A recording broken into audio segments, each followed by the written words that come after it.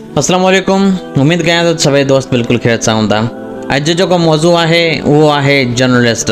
Journalist हिकु अंग्रेज़ी लफ़्ज़ आहे जेके सिंधी में असां चवंदासीं सहाफ़ी। सहाफ़ी जो नालो ॿुधण सां ई असांखे सच ईमानदारी जो दर्स मिले थो। अॼु दौर में इहे शयूं मिलणु ॾाढी ॾुखियूं आहिनि, छो जो सहाफ़त हिकु अज़ीम पेशो आहे, पर उन जो काफ़ी ग़लति नमूने सां इस्तेमालु कयो वञे थो।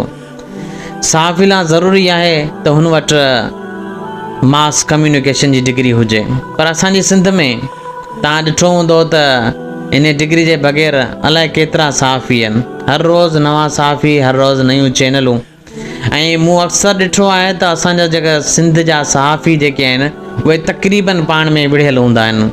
पोइ हिकु ॿियनि जे बारे में जेको पोस्टूं रखंदा रहंदा आहिनि, त जेकॾहिं उहे पाण में विढ़ंदा रहंदा त आउं सम्झां थो त अवामुल नास खे कहिड़ो नफ़ो पहुचाईंदा ऐं हक़ जो आवाज़ु कीअं बुलंद कंदा, जॾहिं त हू पाण ई ख़र्चिन में विढ़िया पिया आहिनि।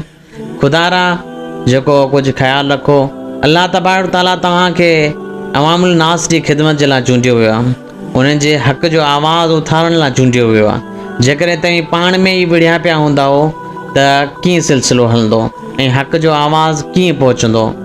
अलाह तबारक ताला तव्हांखे ऐं असांखे नेक कम करण जी तौफ़ीक़ अता फ़रमाए, सच ॿुधण ऐं सच लिखण जी तौफ़ीक़ अता फ़रमाए। अल्लाह आमीन। दुआनि में यादि कजो।